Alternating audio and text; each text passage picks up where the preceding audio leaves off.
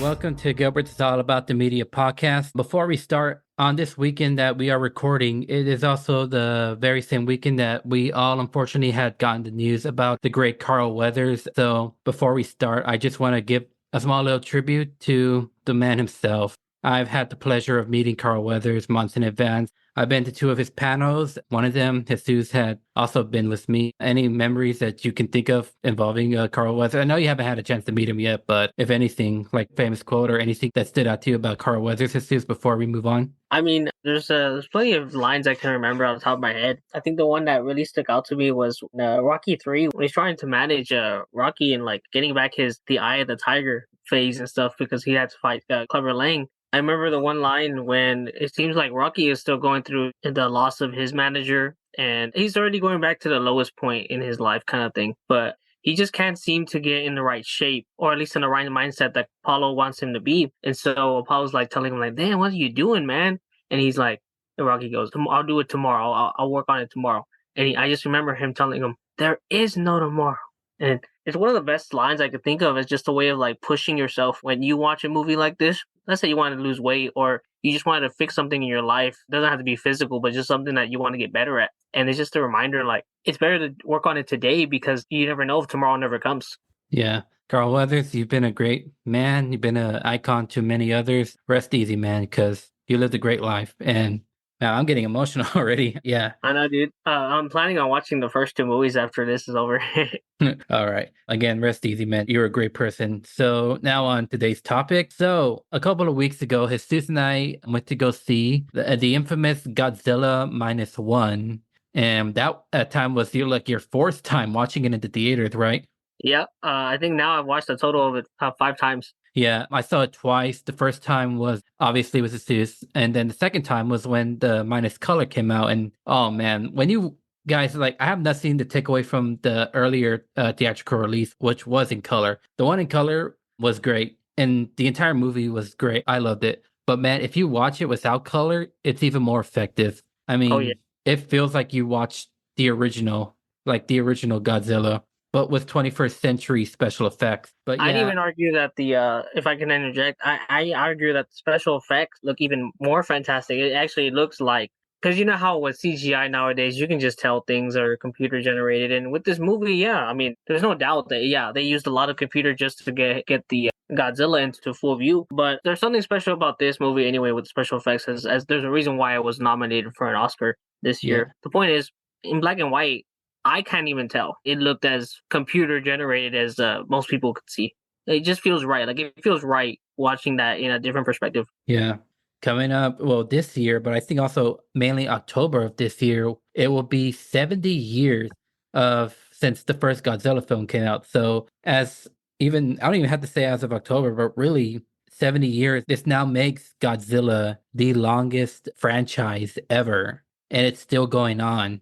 But anyway, so before we continue on, we'll just give you a basic history before we ever actually get down to the plot, because I know some people don't really care for history, but if you ever actually look at a lot of historical films, even historical fiction, you find yourself intriguing. So, like the main character, Koichi, I think that's how you pronounce it. He is a kamikaze pilot. And if y'all don't know what a kamikaze is, think of it like a suicide bomber, but in Japan. And if you are a kamikaze pilot and you survived the war, you are now considered a disgrace to your country because you did not die for your country.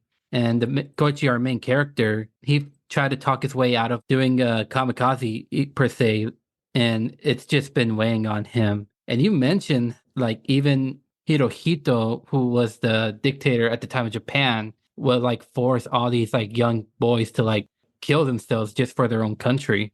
Yeah. And it's like not even that. It's like I remember in feudal Japan. I don't know if it's still something they do today, but I know they did something like that during the war. Where I don't even know what it's called. It's a suicide ritual where you get a blade and you like pierce it against your stomach and you just slide the blade across. And as like you're bleeding out, somebody will get a katana and then just decapitate you from there. Because that means like you failed to do something, you have to die for it. And it has to be in within somebody else's hands as well as in your own hands. So yeah, like not even 1950s Japan. Hirohito Japan was brutal. I mean, he's not as like most dictators were, like Hitler or Stalin at the time, but they fell under cruel power. Yeah, because it is a great film, and obviously this film takes place after the bombing of Japan. If y'all remember Oppenheimer, we talked about it. You see the aftermath of what the bomb did, and even though we don't see it in either films, because you don't see it in Oppenheimer, and then you also don't see it within Godzilla Minus One, but you see the aftermath and the effects, and you just see like how this country is weighed down. Because in case most people don't know this, Godzilla is a reference to the horror of what Japan had witnessed. So this was Japan's way of showing you like this is what we had to suffer through. This is a monster because of what you Americans have done. It sounds kind of messed up the way I say it, but that's how it is. And as soon as you can remember back when we didn't see Oppenheimer together, but when the times when we saw that film, you just know like the weight of the death of Japan on Oppenheimer's shoulders were at that time. Yeah. Yeah. Not only that, but just the fact that it with the collaborative effort of all these scientists, it's now under his shoulders. Now at that point he had realized he created a weapon that could destroy humanity, destroy the world. So that in itself was just understanding the effects of what happened to Japan after the bombs were hit. If you put yourself in his shoes, it's just how could you bear it? Yeah. No, yeah, it's a lot. And apparently he did go to Japan, I think in the early 60s before that, because obviously if you've ever seen the film during like late 40s and even early 50s, he was dealing with his own trial and all that. This is just my way of saying go watch the film because any excuse for me to say go watch Oppenheimer, this is like one of those excuses. Especially because many could consider like in a fan base theory that or just in a fan base in general, Godzilla Minus One can be a sequel to Oppenheimer because, as I said, Godzilla itself was a reference to the atomic bomb. In a way, you can literally just like whenever Godzilla Minus One goes out on. Do you know when they would be having a home release, or if it's gonna have an American home release? Because that's It definitely will have one. Toho is just it company that made Godzilla. Toho Studios. It tends to like it's a long going history with how they release movies. Specifically with Godzilla, they release it domestically in Japan first. It tends to take about close to almost a year or 2 years even mhm. for a movie like a Godzilla movie to hit retail in the U.S. or at least the rest of the world. Yeah, so whenever it comes out on home media release, and if you have Oppenheimer home media release, I suggest, and we might do this one day, Sis, because why not? Like just play Oppenheimer, and then once that movie's over, then play Godzilla Minus One, and I guess like we will have like a different feeling towards the entirety of this thing. Now the real question is, do you watch it in black and white or in color? Oh wow. I don't know. I wish if they had a home release, I wish they would do the Oppenheimer thing where it's like go back and forth in black and white and color, but Oppenheimer had its reasons, obviously. Yeah. Or you could just watch it twice, once in color, once without color. Or we could just watch the original. Either or. Dude, we be I'm watching. Either or, I'm fine with it. But yeah, no, it's an amazing film, a lot of history, and it's interesting because like this film does something different that all the other Godzilla films haven't done since the first film, which was obviously they give you human characters to actually feel for. Because we'll briefly talk about the first film, but the first film, ever since the first film, we don't follow a lot of human characters. But even if we do, there's no like real feeling towards them like the one I could think that came close was the first legendary Godzilla was Bryan Cranston's character, which I remember watching that. If y'all haven't seen that, spoiler alert, Bryan Cranston dies within like the first 10 minutes of the movie. Yeah, and like the trailer and the marketing pretty much It's the used biggest up twist, man. Biggest yeah. twist. But the trailer and marketing pretty much used all the screen time that Bryan Cranston had and just use it. They pretty much use that as like our bit as bait. It's like here's Bryan Cranston because this was when he just came off his Breaking Bad days. So like here's Bryan Cranston. At this point, everyone should know him. And then next thing you know, it just disappoints like everybody who's a huge fan of Bryan Cranston. Not even just Breaking Bad, but also those who've seen Malcolm in the Middle. Yeah, I just remember like us going out the theater like, damn, they had to kill him off that quick. No, but as I said, like you follow these human characters, and let's see, hold on. I think I do you have their names? I'm on the Wikipedia page, but it's taking me a while. I just know his son's Brody, and No, then like, the do you mean like actors? no minus one. Oh, here it Oh, is. for minus one, I mean we have Shikishima, who's our main character, and then Koichi. we have Naru, who is like he was the Navy's Navy engineer who helped kind of orchestrate the plan, or at least the counterattack against Godzilla Oh, after the destruction in Ganza or Genza. it's actually Noda.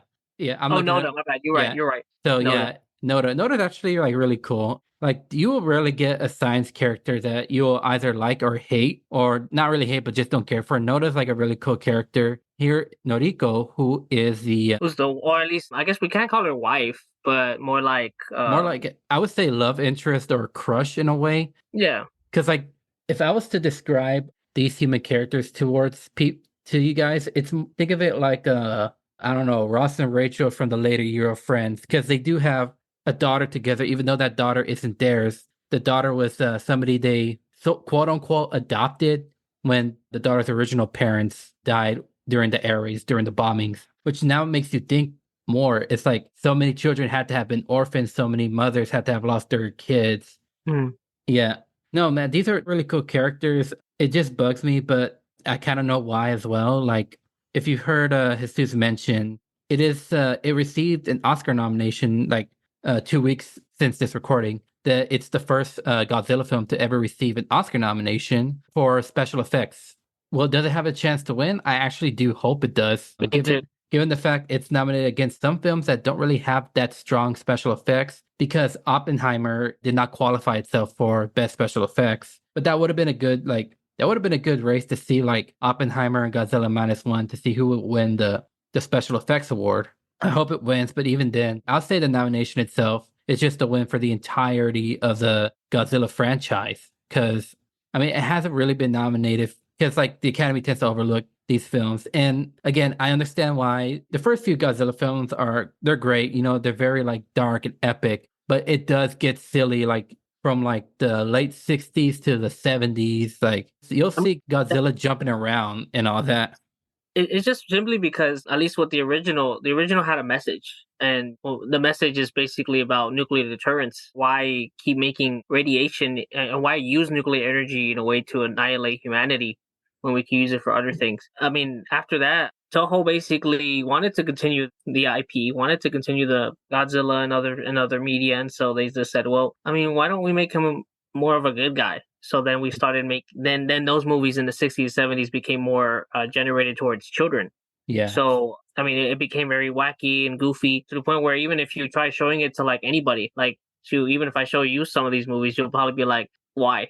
But it is what it is. It's a product of the times. But the whole overall, like every so often, every 10 years, they always try to go back to their roots. So like if I bring up any numbers real quick, I don't have numbers on me, but I mean I know the amount of times they try to go back to what Godzilla was and the overall message about the effects of nuclear war. Besides the first film, and there's a funny thing about this. At least I like to I see a trend or a pattern is that anytime they go back to something serious, it's usually Godzilla versus humanity. It's not Yeah. Godzilla versus another creature or anything else like anything else that's unstoppable force. It's just humans trying to work together to find out how to control the monster. So in '84, they had the Return of Godzilla, which is you haven't seen it yet, but one of these days we'll have to sit down and watch it. It's basically like a sequel to the very first film, Mm. and it ignores everything. At least ignores every film that came out except for the first one. So it makes it seem like Japan had 30 years of peace, 30 years of prosperity and everything, and then Godzilla comes back. So it's like Godzilla in the modern world, and during the time, well, if we know history in the 80s, we had the Cold War. So Russia and the US also got involved and was telling Japan, how do we stop Godzilla? Oh, let's go ahead and nuke him. And Japan's like, no, hold up. We the whole point of this was we don't want to do any more nukes. We don't want people to get hurt. Or we don't want our world to get any more damage than it is.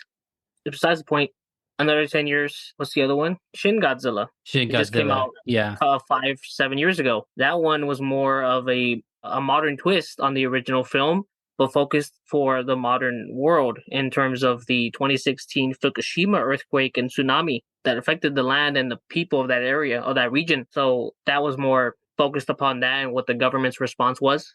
Because according to that, the government did a very poor job. So that's what the director wanted to convey through that film.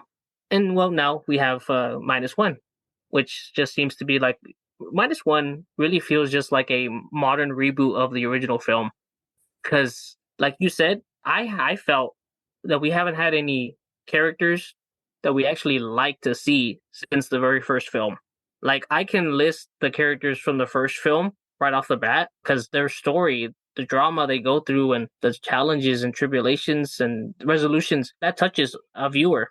Yeah, yeah, it does. It does, entirely does. Yeah, and it's interesting because like the first film is actually done twice for people, most people who don't know. The first film, 1954, obviously came out in 54, but to Americanize it later on in 56, it's pretty much a redone of the first film. Everything's kind of the same. The only thing is they brought in Raymond Burr, who was at that point in America, people knew who Raymond Burr was. He was a famous actor, even though he actually wasn't American, he was a Canadian. But again, he was a familiar face to the US at the time, and it brought to US audiences. That was actually like the first OG original film, not the first Godzilla film that I ever saw, but I think it's either that one or maybe one of the ones from like the late 70s, early 80s.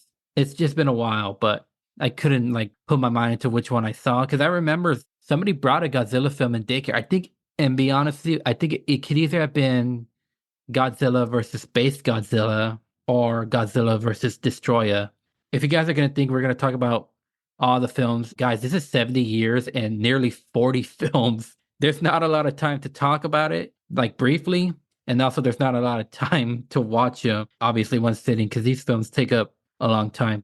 But back to what I was saying, it was like, I guess, like the one that I could remember thoroughly, that was one of the OGs. It does have the same plot twist, same everything, how they destroy Godzilla, same characters. At least the one I remember the most is Serizawa because they use that name constantly, especially in the legacy films. Well, I'm going to take a break right now. So sit back and then we'll actually get to the entirety of the recent film. So, yeah, you guys don't go anywhere.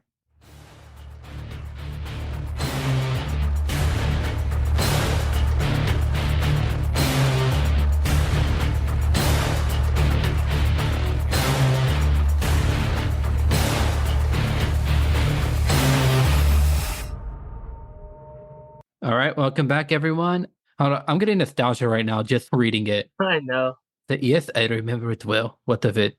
I believe we did. And they certainly did in a fictional world. I guess we're good from there, Seuss. Thank you, though. But yeah, guys, like somebody edits, a bunch of people like edit the video where it's like they did the final ending of Oppenheimer. They got like the clips of Godzilla Minus One, even some of Godzilla 1954. And like just think of like Oppenheimer's reaction to like what happened if he knew like he created, this atomic monster. It's an interesting video, but also I just need an excuse to also talk about Oppenheimer because I like that film and I will be talking about it a lot because Oscar season's here and definitely I'll be talking about it Oscar night. So, which will also be bittersweet for me because then that means I'm probably not going to talk about it until I want to give a reason for it. Now, great film, but obviously it's not what we're here for. We're going to be talking about the film, again, Godzilla Minus One. And it takes place, the film opens up in the final days of Japan. And Koichi, as we said, our main character, he's a kamikaze pilot who landed on Odo Island, which is where mechanics work on some of the jet planes and all that. And he says, like, hey, there's something wrong with my plane, which actually isn't. He's trying to get out of, like, as he's trying to get out of his kamikaze job because he's afraid to die. Because, again, if you were a soldier in Japan, you're expected to die. And one night they hear something, and at first everyone thinks like, oh, it's the atomic bomb raid, you know what I mean? But when that light tower or whatever like flashes what's going on, you just see like a prehistoric Godzilla. Like you see Godzilla not even 100 feet tall yet. He's like the size of an average monster or whatever. And the main mechanic guy tells Koichi, hey, your plane has this gun that can kill anything. And Koichi's like afraid, like he goes to the plane, he has his gun pointing at Godzilla, but he couldn't shoot. Like he's so afraid. And all the other mechanics just shoot fire at Godzilla, and Godzilla pretty much kills everybody except Koichi and the main guy. I forgot his name. In the main mechanic, as in Shiro or Misashima. Yeah, not Misa. Is it Misashima? Oh wait, I'm so sorry. No, that's not him. My bad. Tachibana. That's yeah, right. That's what I'm forgetting. Tachibana. Yeah, you see this movie 5 times, yo. Dude, I don't know. Hey, yo. I'm just sorry, guys. I just stopped. I just look at the pictures of some of these actors. If you watch the guy who plays Noda in the film, who we'll get to, if I can pronounce it, Hidetaka Hoshia. If you're Japanese, I am so sorry for butchering these names. Whoever, like, you'll see the actor in the movie, then you'll see the actor in real life. He looks so different. But yeah, no, Godzilla kills everybody except those two. And now Koshi has this guilt, like he couldn't kill Godzilla because he was afraid. And the head mechanic, Tachibana, is like now just putting it on him because you couldn't do what you were supposed to do. A couple of days later, the air raids happen, or the bomb. They don't call it the bombings in the film; they call it the air raids, but it's just the same thing. Koichi gets noticed that his parents died. This one girl, I think I thought he was like a relative or something. Turns out he's just his neighbor. I was like, oh, okay. But this one girl notices you're alive, which means you escaped your kamikaze duties and you're a disgrace to your entire country. By the way, this girl does appear a lot of times throughout the film. And Her name being Sumiko. I mean, as we know later, like she'll just basically become an aunt to Akiko, or at least Akiko. their kid. Yeah, guys, if you have baby fever, this kid's gonna like steal your heart. But yeah, during one night or one day, whichever, Koichi runs into, sorry, I forgot her name, Noriko, who's running away, and she has the baby in her hand, which again we say again is a Akiko. And they later exchange what had happened.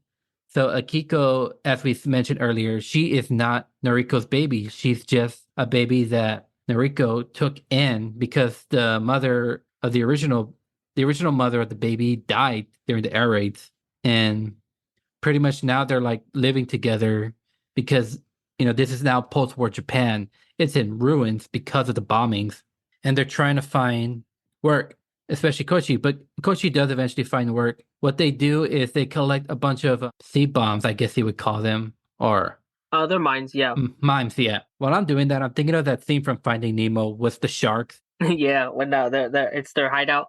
Yeah, it's like, oh, look, balloons. Those balloons could be touchy. You don't want them to pop. It's nostalgia when you think about it. But yeah, no, and it is a risky job because, again, sea mimes, they're very fragile. Like the wrong touch can set it off. Obviously, this is pretty much like Koichi trying to like make up for the stuff he did before abandoning his post. So he meets obviously Noto that we've been talking about, who was hold on, yeah, a former Navy naval weapons engineer. That's the only time you're going to hear that, by the way. He meets them, and then he meets the captain, which is trying to find his name. It's I mean, I'm gonna pronounce this wrong, but I believe it's Akitsu. Kitsu. Yeah, It's like Yoji. Yeah, Yoji Akitsu. They call him captain, and then the kid Shiro, which he looks really younger, and I think both actors, Shiro and Koichi, I think they're the same age, but they make the actor who plays Shiro a little bit younger. But I think they're actually the same age, if I'm not mistaken. Hold on, the guy who plays Koichi is 3 years younger. And he meets those three, and again, it's a government job, so they got to get rid of all these mines. And he's making good money, like he's providing for quote unquote new family, even though like they're not married and their child is not theirs. He's providing enough money to help them. I know, and like his friends, quote unquote friends or coworkers, they do find it odd that him and Noriko are not married. They were just two strangers living together. But still, Koichi has nightmares of Godzilla. Like he still has nightmares about it because again, he has survivor's guilt and post traumatic stress. Which what I love about this film is that it touches on things that humans like deal with, especially like I don't know if you, have you seen Letters to Iwo Jima, the film? Yes, I have. Yeah, that's one of the things I like about this film because like when you watch a lot of World War II films, you don't think too much about the other side. You know what I mean? Like if you're thinking like World War II film here in America, you're obviously thinking of like, Saving Private Ryan or at least America's side of the war, but you never think about the opposite side. Like Because you'll never think about Japan's way, and I mean, Let Us to Iwo Jima, which is a fantastic film by Clint Eastwood. yeah, It's like, yeah, I mean, you know what happens there, at least with the Japanese and the U.S. And then also, like, you're right, like you never really see the other opposite side. I mean, there's a lot of German films by German directors who either lived during the war or World War II as a child, or are just young enough to have researched enough and make films based on that side. I know Schindler's List, one of those very infamous examples of showing us what trauma that Jews went through during the Holocaust. But there's also, if you've never seen it before, it's a good film, Downfall, which is like a German, literally the last couple of days of Hitler and what Mhm. he and his family and generals were thinking about what to do. Because, I mean,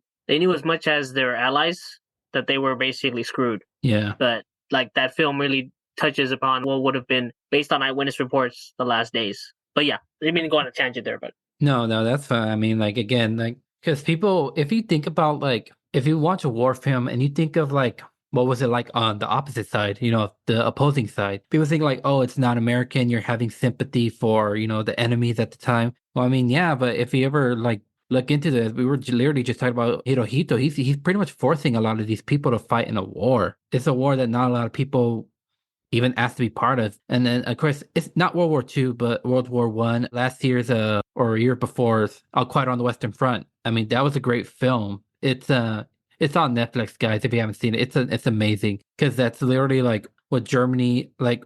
The writer was German, and this was before World War II, and he was talking about like how bad the war was for that side of the globe for the Germans at the time before they were forced to go into another war. But yeah, we're sorry about going on that tangent, but it's just interesting to actually consider thinking about as the movie progresses.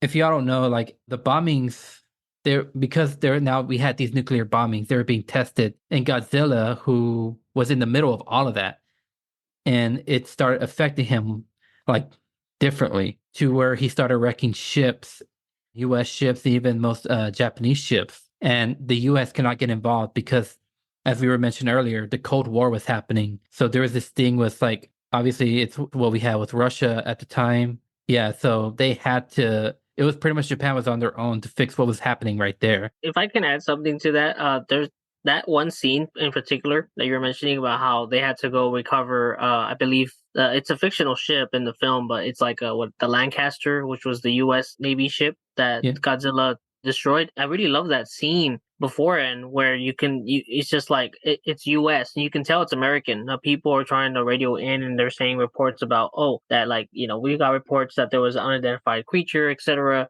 And then General MacArthur, who I'm just glad that Japan, like a Japanese director, acknowledged it because for all I know is MacArthur is very influential with becoming the peacemaker between the US and Japan and helping them like reconcile and actually help each other out. So after the war, the US, at least through General MacArthur, actually asked Congress to bring aid, military aid to Japan after the bombings and everything. So with that one, just the fact that this general, who may not be widely known, at least for a lot of people in history books.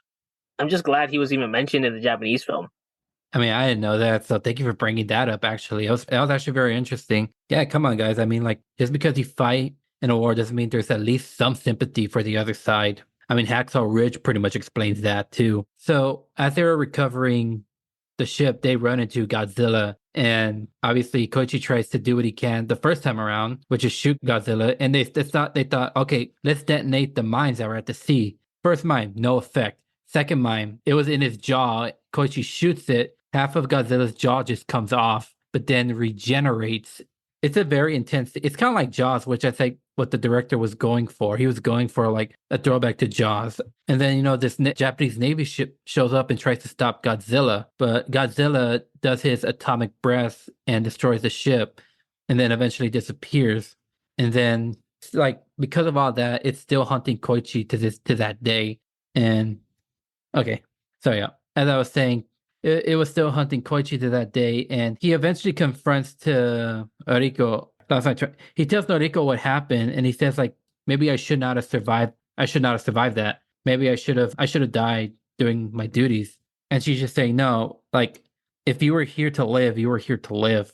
Pretty much is what she's saying, and that's kind of like what I like about her character is that like a lot of people always saw Koichi as a coward because kamikaze, you were supposed to die fighting for your country. You're supposed to crash your plane and die along with it. And she's like, look, doesn't make you a coward. It just makes us human. No, you just wanted to live. I don't blame you for that. Until eventually the next day, Godzilla shows up and destroys Ginza and his atomic breath. Guys, when you normally watch a Godzilla atomic breath, it's normally like this big old, it's like a big old beam of light. That's normally how it looks. Or even in the original, it's usually like smoke coming out of it, like steam or whatever. And this new version, it's light, but then it turns into like an actual atomic explosion. And in doing so, Noriko, who was with Koichi at that time, got caught in the blast and she disappears and is never seen again. And now Koichi's seeing all of this. I know you're in a predicament right now, but I kind of want to get your perspective on this real quick. Uh, this is, Oh yeah. So to put it just to understand it, it's like if if the movie wasn't in like the message, if Godzilla's attack onto Ginza wasn't a clear understanding of what the film was trying to convey, that movie really, like, I mean, this one scene where Koichi is basically screaming about, like he's basically in anger, in anguish and yeah, anger, the fact that he's just screaming and wanting to just, like, that he had wished he never brought himself upon, like he never put himself upon this. Like if yeah, he had only wished to have killed Godzilla when he was a miniature before the way he is now, he wished he could take it all back. It just, the fact that as he's screaming, you can just feel it. You can feel the anger, feel the anguish. Not only that, but just the rain, the black rain coming out from the yeah. after effects of the bomb. Like that's a real thing. I mean, that actually happened for days after the bombings in Hiroshima and Nagasaki. Like they went through acid rain.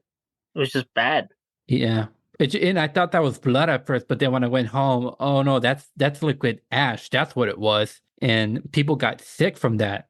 Like you like it's very toxic. Like it because I mean liquid like when you can't inhale smoke, as we always say, because of how toxic it is. But if you're in like if you got liquid ash pouring on you, even inhaling it, you are gonna get sick and you are gonna die from that. It's super toxic.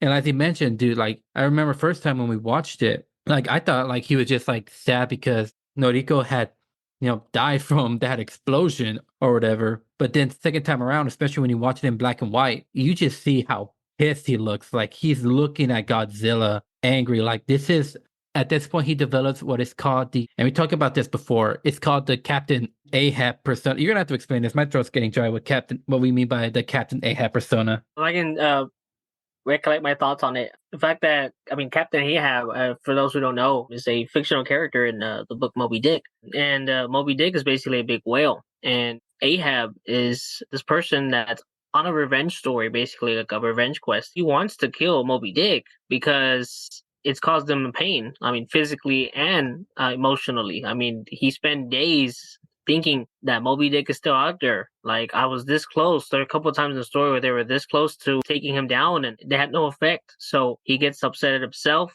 And not only that, but like he just feels guilt for everybody else that he lost to the creature. So it's kind of like when you think of this now, at this point, the movie transitions from a story of guilt to a story of like we need to strike back. And now it's our turn. Yeah. At this point, all of Japan, well, not all of Japan, but like those who are left after that, because apparently that killed like I think 3,000 people. It's coming from an area where the atomic bomb didn't even hit Japan. But again, it just shows like the fear of what it did to all these people during that time. So now they want to get rid of Godzilla. That's now their mission. All right. So they get Noda to help them out here. And because the Japanese government isn't really going to do much, and they're pretty much out weapon. Pretty much they're outnumbered, not even outnumbered. They're outmatched. This is what I meant to say. They're outmatched because they're humans with weapons that can barely affect Godzilla, even though Godzilla does feel pain. Their weapons can barely do much. And after seeing that atomic blast, they know like there has to be a way to stop them. And Noda says we can with science. I'm not saying that as a joke. I'm saying that because I can't explain the science behind what they were trying to do. I don't know if you can remember how the plot goes, but it was something like strapping Godzilla with something to sink him down 15,000 meters or 1,500 meters. I don't remember. It's 15 something meters. I'm just gonna say, think of what that submarine happened over the summer that tried to go see the Titanic. Just think about that. Not a good example, but just think of that reference. Combustion, I think that's what you call it, or implosion. Yeah, the implosion sounds more accurate. Yes, guys, it's a science. It's not my forte. But while Noda was thinking of all his science stuff and how to actually defeat Godzilla, because nobody just thought about creating the oxygen of fire at this point, Koichi decides, you know what? I'm going to do what I should have done, which was to fulfill my kamikaze duties. So he asked to get a plane and a bomb. And he says, like, I'm going to crash into Godzilla because I saw what the first landmine did, but they needed a mechanic, so he had to get Tachibana back, and Tachibana is still like he can never forgive him for what happened on Oto Island, like 2 or 3 years before that. But obviously, I forgot his name again. Oh yeah, Akitsu. That's who I was thinking of. Akitsu doesn't want Koichi to do this because already, y'all remember, Akiko, she was already orphaned, and now technically she lost another mother. And if Koichi does this, now she's orphaned twice. But like as Jesus mentioned, Koichi's neighbor. I keep forgetting her name. Sumiko. There is that. Yeah, Sumiko has been taking care of Akiko, and he said, Sumiko's gonna take care of her because she's raised kids before, and she can do it. He's preparing. He's getting ready. Tachibana is agreeing to help out, rebuild that plane, get a bomb, and yeah, that's how it's gonna go. That's what Koichi's planned this entire time. So while Godzilla shows up again, they're trying to think of a plan to be like, oh, okay, we got to get Godzilla to this area where we can drop him 1,500 meters down to the ocean floor. And that way implosion can destroy him. And Koichi is like, you know what? I'm just going to like fly around him, piss him off, and then lead him, which he does. And at first, the plan does work. They like strap Godzilla down. I can't even describe them. I'm just going to call them like giant airbags because that's what I see it as. I And mean, that's I see it as like the way they described it in science. It's like you said, they're canisters. They're fitted with those big. I guess we won't call them life preservers. I guess. I mean, mm, like it's kind of imagine it for the audience. Just imagine if the same thing they would use for the airplanes when if there was an emergency and you had to go through that slide, that inflatable slide they have at the very bottom. Just imagine they cut off the slide and kept the inflatable cushioning at the very bottom of that slide. And if you're still confused, just go watch the movie because that's the best I could think of. Anyway, I mean the plan seems to be working. He was literally sinking 1,500 meters to the bottom. However, Godzilla's tricky. He outsmarted everyone, and he tried to bring the ships down with him. And just when they think all hope is lost, first of all, a bunch of Japanese citizens kind of Dunkirk their way over there. If y'all don't even know what I mean by Dunkirk, if you've ever seen Dunkirk or know about the Battle of Dunkirk, that's what we're talking about. Where British civilians went to go help out the British troops that were trapped on Dunkirk. But Godzilla like literally just like springs back up to the water surface, all pissed, and was about to do his atomic breath. And remember what we said: his atomic breath in this film is literally like a bomb. So even if he wasn't hitting even if he wasn't going to hit a target, there's still enough power to destroy pretty much all those boats. But Koichi, at the last second, flies the plane into Godzilla's mouth, and then the bomb that was in the plane explodes, and half his face just blows up. Again, think of the scene from Jaws, which is pretty much where you get references from this film. And because the atomic breath now has nowhere else to go, it explodes inside him. And Koichi, he doesn't die. He actually injects from his seat because Tachibana says, like, hey, you're all forgiven. Like, you can't let this hunt you anymore. So I don't want you to die on this mission. You deserve a chance to live. Which again, why we have a lot of good characters in this film. It's also about forgiveness and letting go of the ghosts in your past. But just as, everything was all being celebrated, Koichi gets a note and says that Toriko is alive. Like she didn't die from the explosion. Noriko was just found bandaged and she seemed pretty good for now, but there's like some ash mark on her neck that another film will ever get to. But I'm thinking it might just be an infection because of what's it? I I know the term for this. I believe if I'm correct in saying it, it's a hibakushu. Oh, my bad. It's the hibakusha. That's how you pronounce it. These were basically the like actual scars. These were people that had to endure, the ones who survived the atomic bombings after the rain and after the radiation that settled there for a couple of days or weeks. Even these citizens, they suffered a lot of radiation burns to the point where like they again, it's just crazy with how like the real life events can be fictionalized in a film because these people that went through this experience, their physical trauma was represented as Godzilla, which would explain why Godzilla looks completely charred because yeah, a further representation of those people. But also in this, at least the monster in general, that's another metaphor. But in this case, for Noriko, she's a representation of that. Yeah. Whatever kind of infection she's getting, that's like a result of radiation. Yeah. I know like some people who saw this scene, some people were like, oh, like, were a bit like iffy on like both Noriko and Koichi surviving. I remember I was watching this thing with Chris Stuckman and he talks about, because he reviewed both versions of the film. He reviewed the original version and then he reviewed the minus color version. And in the minus color version, he's like, yeah, I know some people were like not a fan of like how both characters survived.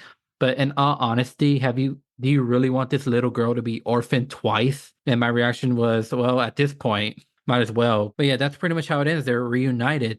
And like Sumiko, like before she even like gives him the letter, she's all pissed, like, oh, really? You're just gonna drop this little girl off and just die off when chances like that happens. Yeah. And then one of the parts that exploded from Godzilla's head starts to now form and evil will rise again eventually. But that's pretty much the entirety of the film. Again, it's a really really great film. It stands out a lot more than not even just the recent Godzilla films before then, but Hollywood films before then, which we'll talk about. But yeah, no, it's a if you guys whenever this film comes out on home release or any streaming service, you guys got to go watch it. It's a masterpiece. I love what the director did. He said he might do more. I hope he does because this is one of those things that I like is that a director knows like what the original films represent. That's something that, dare I say it, David Gordon Green has messed up twice with Halloween and with The Exorcist. Yeah, he didn't go back to the original. Now, I'll say this: that we'll give him some credit. If him and I believe the other writer is Dan Green, but I'm probably mistaking him. But if they decided to just keep it at Halloween, a 2018 version, that was perfect as itself. Kills, people will say it's amazing. I think it's good. I wouldn't put it anywhere near 2018 or even the original by standards, but it's a good film. And you're right. The way I saw it was they started off perfect, and then with every iteration, it just kind of fell off. Yeah.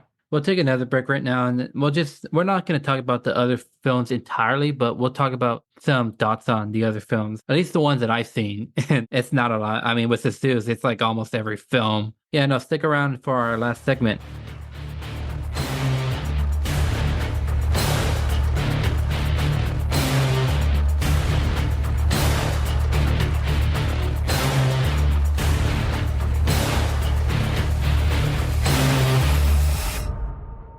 All right, welcome back, everyone. Godzilla Minus One, great masterpiece as always. Again, recommended highly. I mean, highly. I mean, I would say like, and I haven't watched a lot of films this past year just because of like money issues and stuff like that. If I was to rank it, I would say probably top two. I mean, I would say it like top two is definitely this film and Oppenheimer. I mean, what would you say? I mean, I would say the exact same thing. It's Yeah. like the best films of that year. Yeah, no, yeah, they're great. So definitely one of these days, like once I get the home release version, and nowadays it's hard to find physical copies of anything anymore because everything's going to streaming.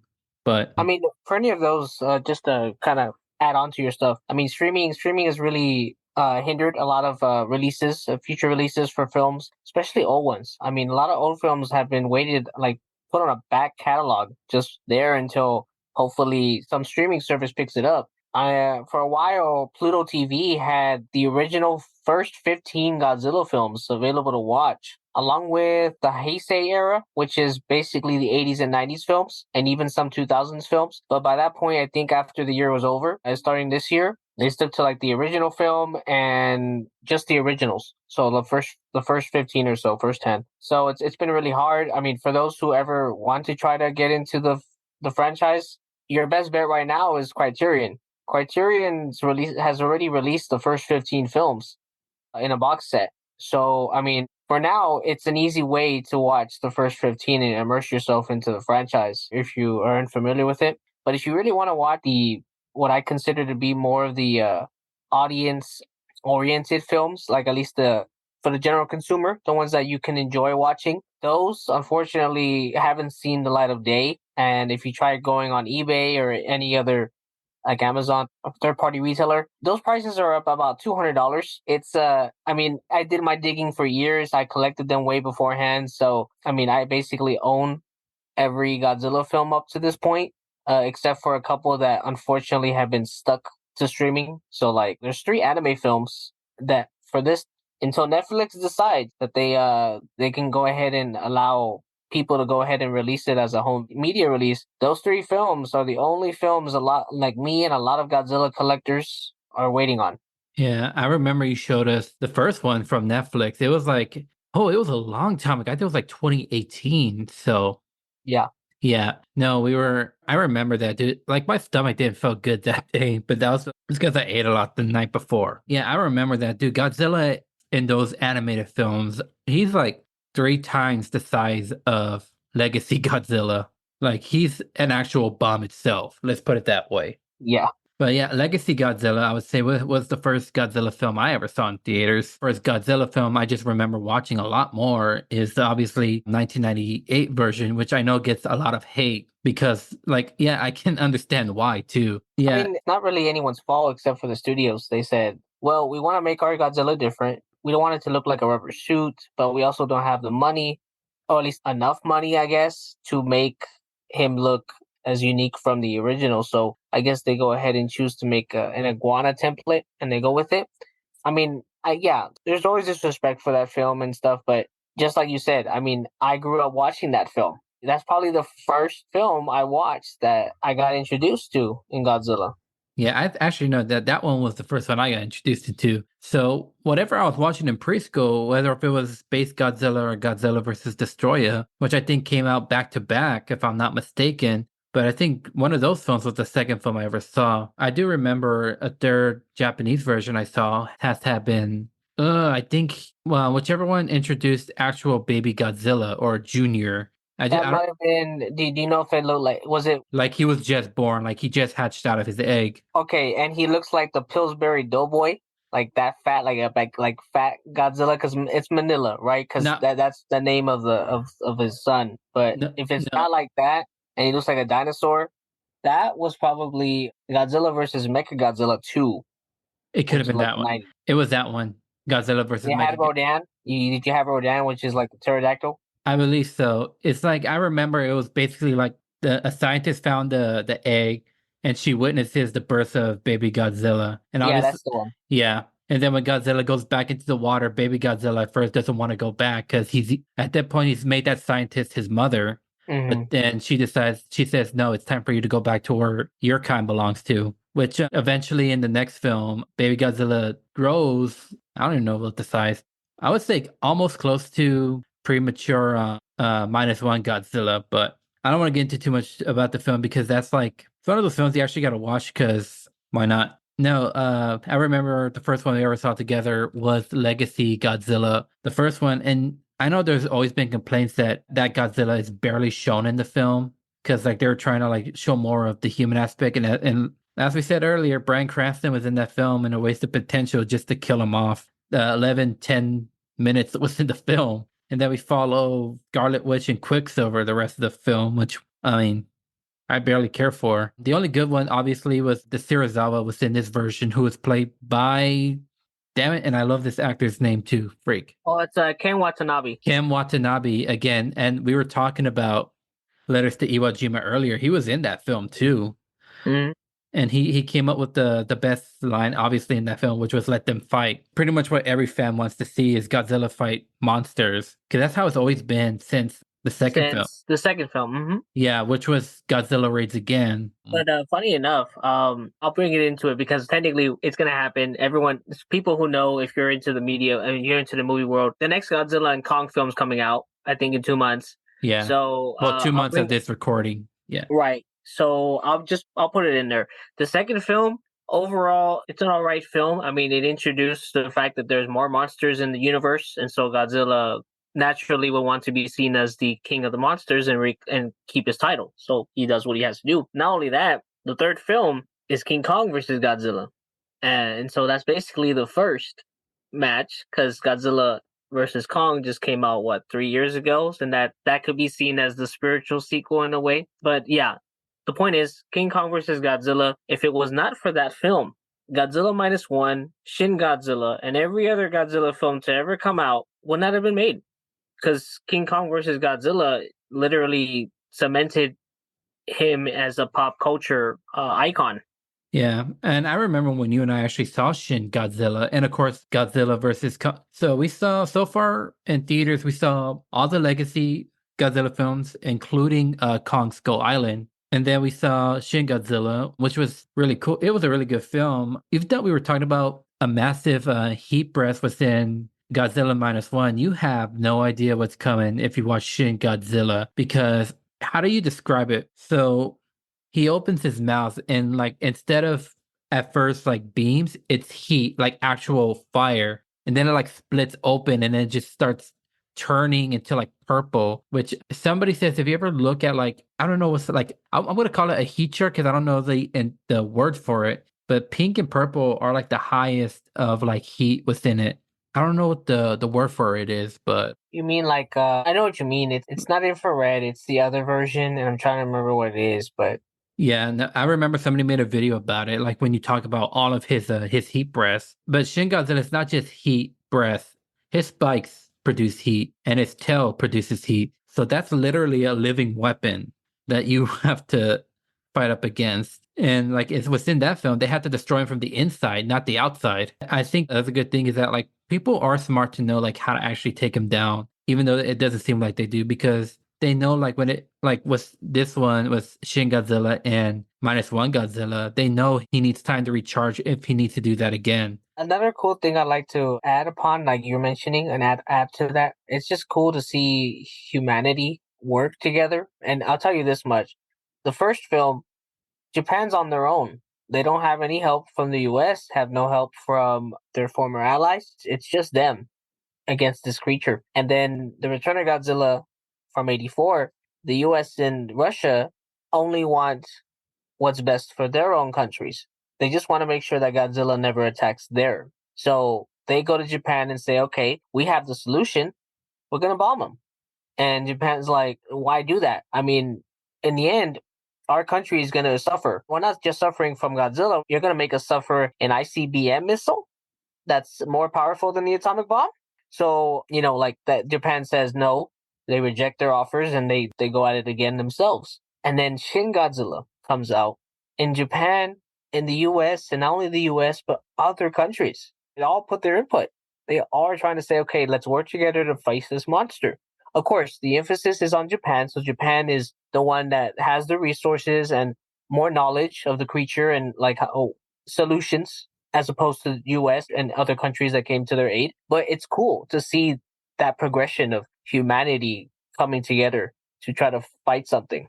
Yeah, that's so true. I mean, because humans, we tend to like disregard other people's thoughts, or like we try to like think like our ideas are better than anybody else's ideas. But when it comes to threats like this, they all want to work together. Yeah, no, Shin Godzilla is actually a really great film. At first, when you watch it, you're not actually thinking about it's a Godzilla film because when you first are introduced to him, he looks like some weird, goofy looking monster. But that's because he evolves. Like when there's something in his way or something he's not familiar with, he evolves. He literally like evolves into something else to be familiar with something. So if he couldn't climb a building because he's got no arms, he evolves into something with arms, or he couldn't like use his atomic breath. He evolves into something to where he can actually use his atomic breath. So it's weird to describe it, but you gotta look it up. But And yeah. not even the ending, man. That ending's Oh yeah. best is best to not even share it.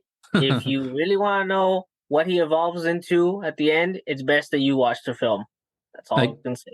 I'll give you a hint. When he evolves into, just think of a mirror. That's as best as I could think about it.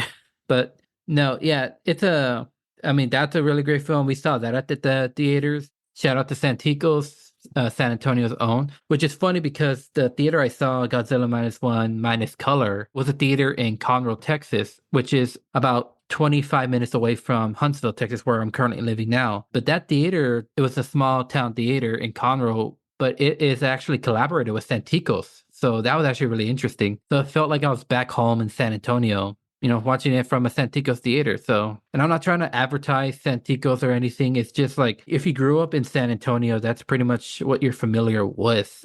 So I miss those theaters a lot every time I go back. Sorry, I got too much nostalgia just talking about it. But yeah, the Casablanca and the Palladium, if you've never been to San Antonio and want to try those theaters, I recommend them. They are pricey. I'm not going to lie to you. I have to put that out there unless they make me edit this part out. But they are pretty pricey depending on what you're going to see. No, it was a great film. And like we said, first Godzilla film to ever, well, minus one is what we're talking, was what I mean. First Godzilla film to ever be nominated for an Oscar. And special effects is like, it makes sense because of what they do.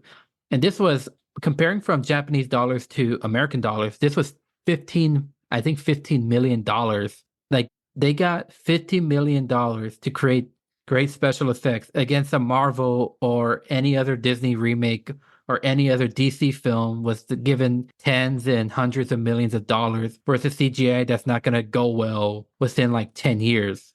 All right. And that's not to put a personal attack on Marvel or anything. It's just more like there's more, given the fact of what each special effects has done.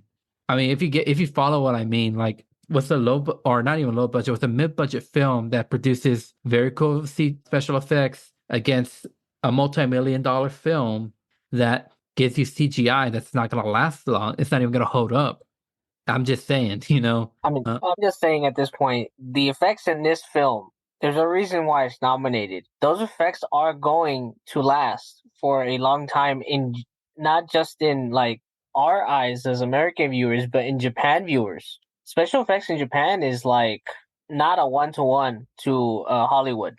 It's like you watch a film from 2023 in Japan that has special effects, and then you watch something in Hollywood. They're very different. And and just seeing this film, it surprised me to see how far they were able to go with. I mean, most of that money, the $15 million, that had to go to special effects because of how good it looks. In 10 years down the road, it's going to still look as good.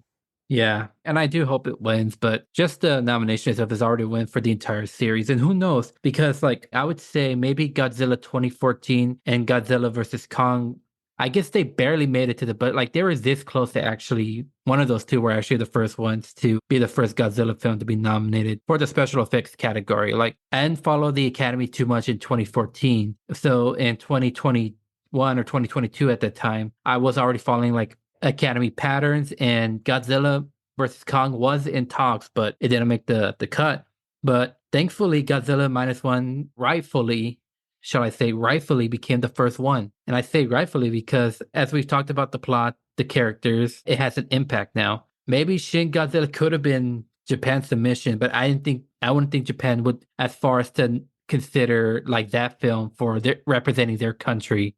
I personally wish they should have. I mean, I think like that's just another way of Toho being Toho because for one thing, it's good they managed to submit it for special effects. If they had put more, I'm not putting any blame on the country or anything, but I believe if Toho had known earlier, and I'm assuming if they had more confidence, they would have, and I guarantee it. I think the Oscars would have selected this film as a nomination for foreign film if they had just known ahead of time to submit it before the deadline and possibly with that in itself more confidence that their film actually was going to do as much as they anticipated, I guarantee you it would have been that foreign film category as well. They could have won that too. And again, do hope it does win. But even if it doesn't, that nomination itself is now an open for maybe someday a future Godzilla film. Because I know they're going to make more, especially like we said, the new Godzilla versus Kong coming out this year, which looks good. But I'm going to be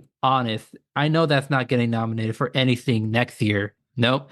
Because our guys, it's just a fact. I But mean, it's literally like it's literally, I mean, okay, again, sorry, I don't mean to interrupt, but for those who watch Godzilla Minus One and you watch Godzilla and Kong, at least the new one, if you just want to know a basic summary of the franchise, Godzilla Minus One is the message of the original film and the effects that humanity works together to stop common enemy. Whereas the new film, just by the trailer alone, is literally every other film where Godzilla serves as the hero and is generated towards kids. So this new Godzilla and Kong film, it literally is a summation of those 60s and 70s cheesy Godzilla films. That's how I see it, and I believe every other Godzilla fan probably sees too. Hey, I mean, they were fun cheese at least. I mean, like, you Yes, can't good forget. films. I'm not blaming them because they're great. I'll be watching them anytime. No, I mean, you can't forget that one where like Godzilla's like just jumping in the air. It's supposed to be like his dance or whatever, like his victory dance. I remember like I was watching this video of this guy talking about the new film coming out, and he says like the baby King Kong or whatever is only there for two reasons: to look cute and to sell toys. Same thing was Pretty Baby much. Groot. Same thing was Baby Groot. Same thing was Baby Yoda, aka Grogu. Pretty much, yeah. And let's be honest, like the human characters won't have as much impact as the characters we talked about. I mean, you could say maybe Rebecca Hall's character was no, she has that mother figure to that deaf girl that came out in the first Godzilla versus Kong film from Legendary Pictures, to be specific, not the original 1962. But you could say that came close, but it's also like how often are you going to remember it versus an actual family that's dealing with losing real family members and having to become one themselves. But as you said, if they had enough confidence, I would have loved to see Godzilla Minus One be in Japan's category for best foreign language film. And even if they had if they really wanted to be pushing it, and maybe this is just me, maybe the actor who played Koichi could have gotten a Best Actor nomination, given from that one scene alone, where he's Hmm. just like pissed off at Godzilla. Like if they were really gonna push the boundary, that I would love to see that. But unfortunately, it didn't happen. Specifically because like the acting categories this year have been an actual. So many people were fighting for those five slots. Let's put it Yeah, this way. And at least the best actor and actress category. Sorry guys for Margot Robbie, but also not sorry. I know you guys have been dying to hear me talk about it. I will eventually talk about it. And I know I kept promising Indiana Jones, guys.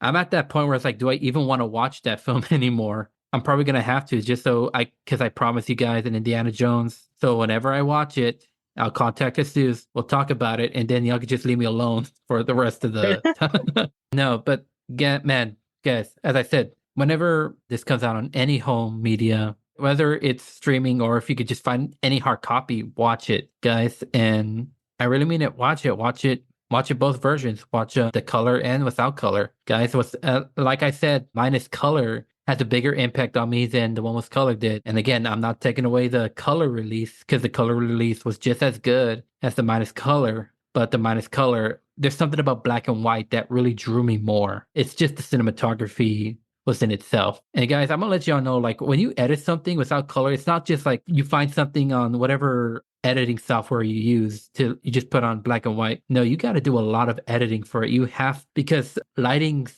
different for every scene, for every take. So you have to change like lighting within the editing software. So I give credit to the editors who put this film together for both color and black and white because I mean they really worked for that one. The special effects team really worked for that film. Our director, we've never mentioned him before, so we're gonna talk about him right now. Oh, you mean Shin Godzilla, or you mean the Godzilla Minus One director? Oh shoot, I'm on the wrong one. Yeah, Hideaki Anno is the director of Shin Godzilla. Takashi, it's funny because Takashi Yamazaki wants to do a Star Wars film, please, because I don't know too much about this so-called woke woman they hired, but it is bad as they're making it out to be.